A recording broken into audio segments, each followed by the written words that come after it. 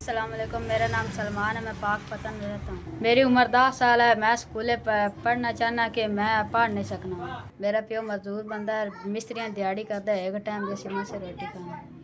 मेरे प्यो मैं दर्जिया दुकान छड़ा उन्हें का दूबा वाल सेकते दर्जियाँ वाल सेकते मोड़ा दुकान बना मोड़ गरीबी हटा। असी गरीब है, मेरे साढ़े को मशीन नहीं लै जाती 19-20 हज़ार की कि साड़ी रोटी मसे होंगी है। मेरा अबू 400 रुपये दिहाड़ी ले आंदा कि साढ़े को रोटी निमाशे तो पूरी होंगी है। मैं आमना मैं बहना मेरा साथ मैंने घर च गलदा जा घर जाता रहा। मैं तेरे को मशीन को नहीं, मैं किस दूजा की मशीना तो बहना वो मैंने बावन नहीं देंगे। चुप करते घरे जाता रहना।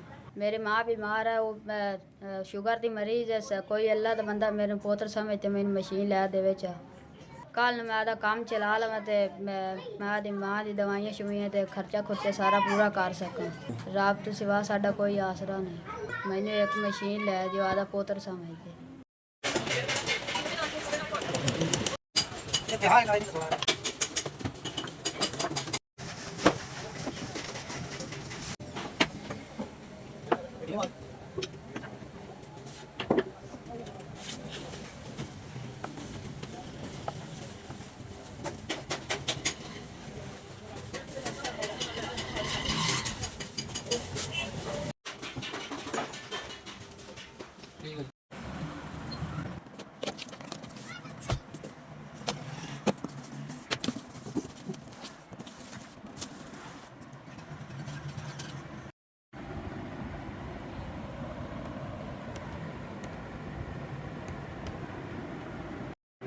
SVS ਤੁਹਾਡੀ ਮਿਹਰਬਾਨੀ, ਤੁਹਾਡਾ ਸ਼ੁਕਰੀਆ।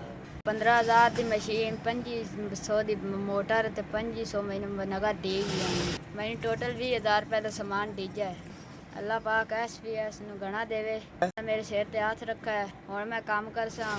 ਮੈਂ ਚਲੋ ਹੁਣ ਆਦਾ ਸਰਕਟ ਚਲਾ ਸਾ ਘਰ ਦਾ। SVS ਅੱਲਾ ਪਾਕ ਤੁਹਾਨੂੰ ਗਣਾ ਦੇਵੇ। ਤੁਹਾਡੀ ਮਿਹਰਬਾਨੀ।